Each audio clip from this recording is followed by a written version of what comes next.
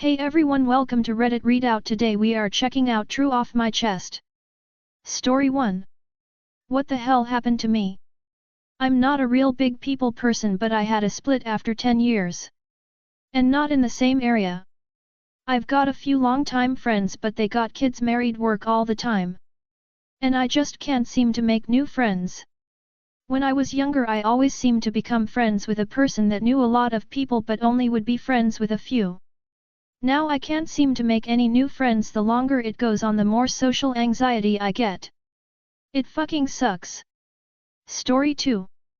My face is very asymmetrical and I only get compliments when people are looking at my good side, and it's making me super self-conscious. I have an asymmetrical face. I think from sleeping on one side for my entire life, but I never realized how much it affected my face until recently. The right side of my face is my good side, with perky cheekbones, upturned mouth and bright and youthful. The left side of my face is flatter, more downturned mouth and just looks overall more pulled down and sad than the right side. Some people tell me I'm pretty, but I've been noticing that I only get looks and compliments when they happen to be looking at the right side of my face, my good side. Whenever I get a compliment or approached by someone, i.e. an interested guy, it's always from my right. I never get any compliments or anything when people are facing the bad left side. It's weird. It's what I can do about my asymmetrical face, but it's giving me a complex and making me super self-conscious. Be the first to comment. Nobody's responded to this post yet. Add your thoughts and get the conversation going. Story 3. I wish my boyfriend would stop watching porn and share stuff with me. I know this might be a little unrealistic to ask and selfish of me to even think this, but I do hate it a lot. He's my first boyfriend and I'm so very new and inexperienced when it comes to sexual stuff. He openly talks about watching porn, which I thought was fine, but now he shares things he enjoyed and expect me to do or request me to do it next time we do stuff, and have unrealistic expectations and get disappointed and pull a scene if it doesn't go his way. Story 4. Dear Agony Aunt. TLDR, my 20s F, XGF, 20s F, got back with her BF, 30s M, but still wants to be friends with me. Can you help me read between the lines? I recently broken up with my GF, but she's still acting like we're together and I don't get it. Like, just let go of me already. We've known of each other for about 6 years but only dated properly for a few months before things ended. Not my choice, BTW. I don't think. Anyway, she said that going from friends to lovers was great. But that I worked too much and we didn't get enough time to spend together as partners. She said she felt like she didn't know enough to fully trust me and love me, and TBH I felt the same. It was her first SS relationship and we've both been burnt before, so when we first met I felt an instant connection, but I didn't know if she liked me back. I ignored things until I knew for certain, and then years later, I'm skipping a lot cause CBA, we made things official. Things were literally perfect apart from she still kept in contact with her ex, huge a-hole BTW, and that bothered me. We argued about him a bunch. She said he was a good guy and they had too much history to not be still nice or whatever. But she wanted things to work with me, so I was like, fuck it. I think you're great, so I'm not letting go that easily. Plus she fit me like a glove. Fast forward to now. It got too much for me, the constant fighting, so things ended. I wanted her to commit but she wouldn't let go of him, saying she felt more comfortable being out with a guy, so made more sense to be with him. Think she was trying to spare my feelings or some shit. Normally I wouldn't care, but fuck. I have never liked a girl like her before. That shit seriously fucked me up when she got back with her ex. Plus she said some nasty ass shit to me when we broke up, so even though I hate to admit it, that shit hurt like hell. First time in my entire life I ever cried over a breakup. I was a mess. I'm still a mess. Anyway, she's still trying to hit. Telling me my pics look nice, inviting me places, telling me she misses me and that she still thinks about me when she's with him. She asked me if we can hang out. She says she wants to go back to being friends. But how can I be friends with someone that made me SPL*SH like a huge fking water slide? So yeah. Should I believe her? Does she actually want to be friends? Or does she just want her ego stroked? Part of me wants to play this game of hers, but at the same time I think I actually might love her and I don't know what that means. Can you still be friends with an ex? Probably not. Be the first to comment. Nobody's responded to this post yet. Add your thoughts and get the conversation going. Story 5. I feel like crap and I deserve it. First of all, I am married. But my marriage has not been all roses and peaches. We got married in 2002 and met in college. Life settled in and 7 years later she told me she cheated on me with someone I considered my best friend from church and had invited me over to our pastor's house to tell me. I decided to stay but I was miserable. We had kids after all but in 2012 she cheated again on me. At this point I didn't know what to do. Life without her seemed so unknown and given my childhood past I couldn't imagine not living in the same house as my children. So I became the villain apparently. I have now had 2 physical affairs, she's aware, and 3 emotional ones. The latest involved a very pretty lady out of town and we quickly fell for each other. She knew I was married and that I was in church. She asked me to pray about our relationship and I immediately knew she wouldn't like to hear the outcome. Now she has slid into depression and has threatened to one day. That was the last text I heard from her. We would talk every day and I miss our conversations but I feel like shit for walking with her down this path and now I can't even get in touch with her. Be the first to comment.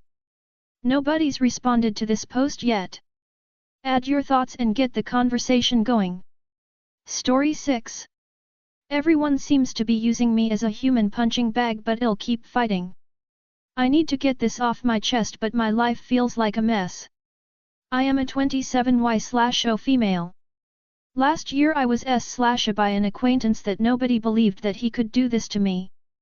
During this, my 30Y/O BF of almost 2 years broke up with me because I was too emotional for him to stand by my side but I thought I would marry him. My ex and ex-friends that were there during the incident turned their back on me and been talking so much shit about me.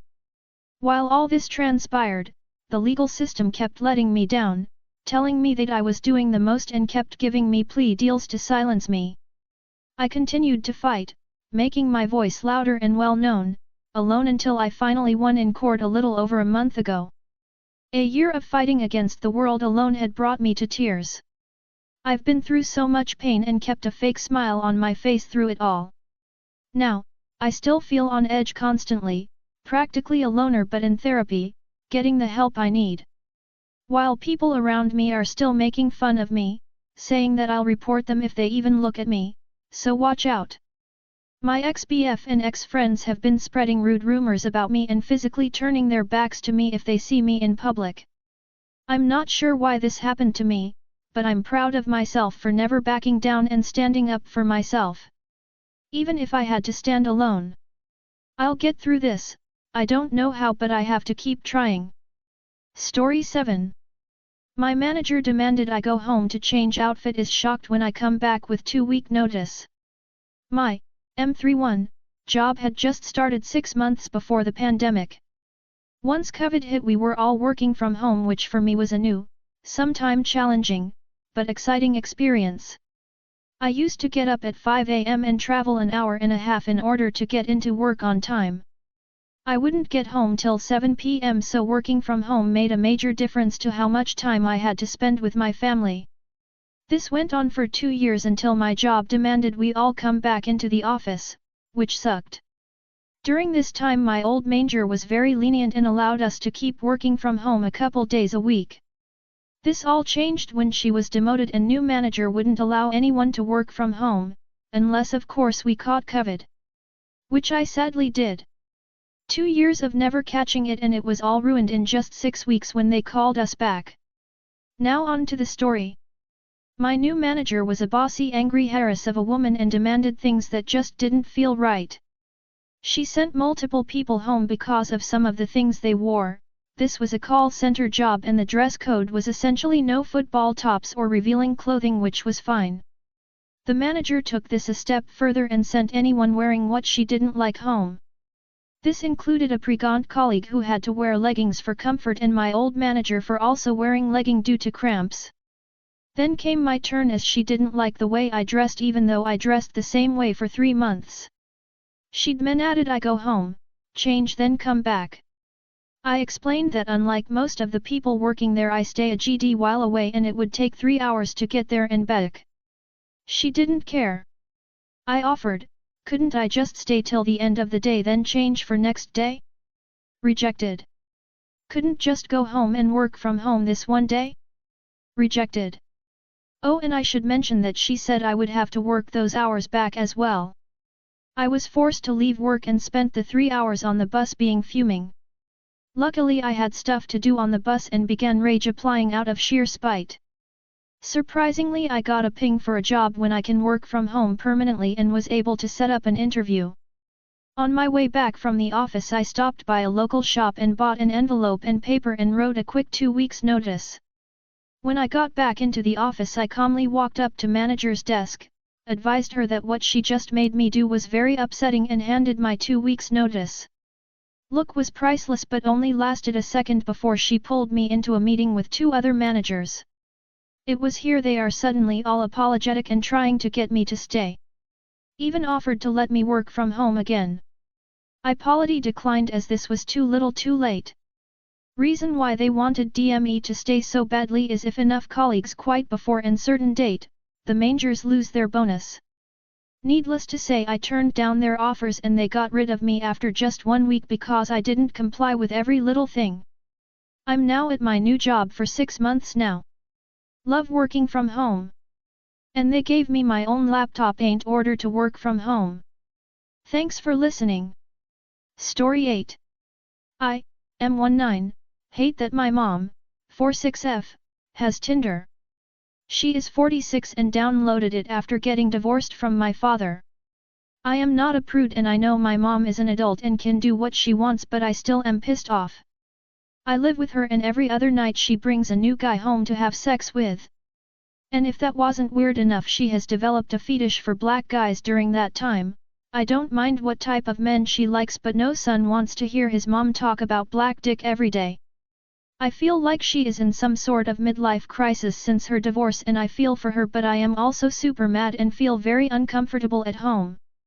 Unfortunately, I cannot afford to move out just yet. That's all for today. Please don't forget to like and subscribe.